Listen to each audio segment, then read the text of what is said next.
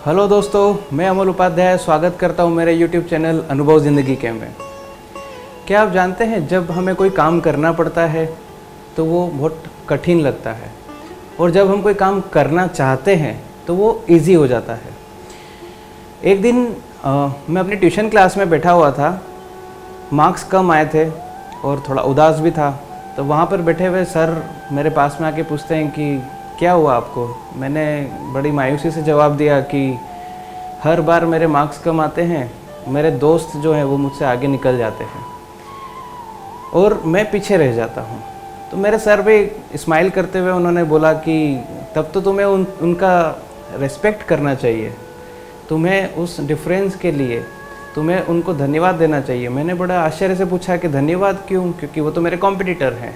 तभी उन्होंने मुस्कुराए और बोला कि उन्होंने शायद तुमसे ज़्यादा मेहनत करी है, उन्होंने पढ़ाई पे ज़्यादा फोकस किया है, उन्होंने टाइम का सदुपयोग किया है।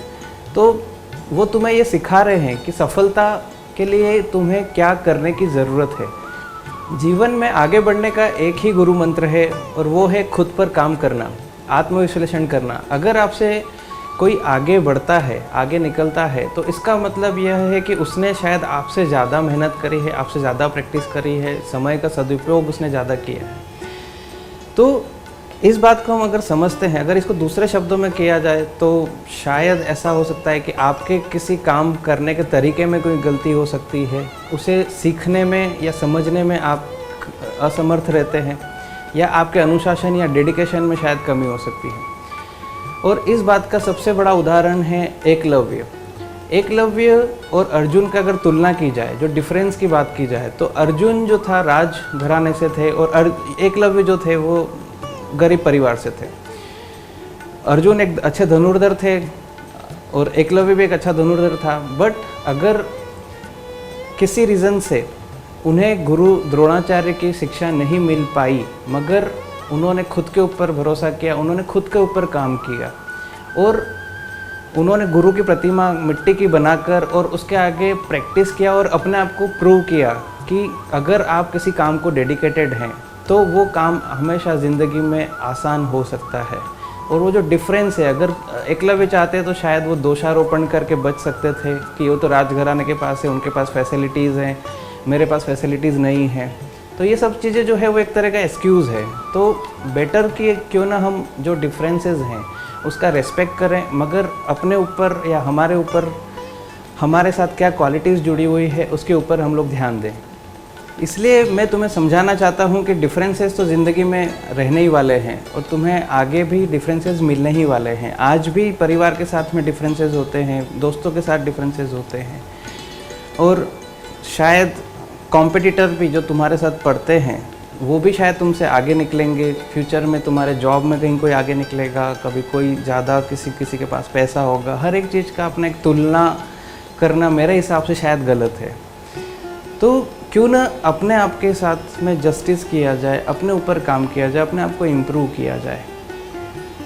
उस दिन मुझे एक बात का फिर अनुभव हुआ कि शायद सभी लोगों की अपनी एक अलग अलग क्वालिटीज़ हैं, सभी लोग अपने आप में अलग हैं, सभी के साथ में एक डिफरेंस होना स्वाभाविक बात है।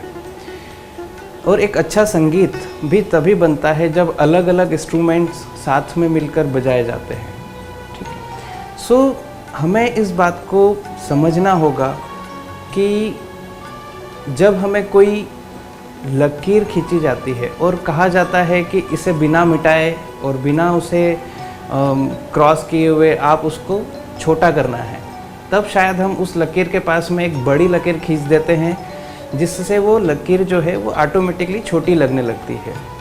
तो इस बात से हमें ये सीखने को मिलता है कि जब कोई लकीर को छोटी दिखाना है या किसी चीज़ से हमें बड़ा बनना है, तो हमें खुद को ही अपनी काबिलियत पे भरोसा करना पड़ेगा, हमें उस डिफरेंसेस को समझना पड़ेगा, हमें खुद को ही इम्प्रूव करना पड़ेगा, हमें एक्सेप्टेंस बढ़ाना पड़ेगा कि हम शायद उनसे बेहतर हैं या हम कर सकते हैं, और कोशिश हम कर सकते हैं कि शायद हम बेहतर बने।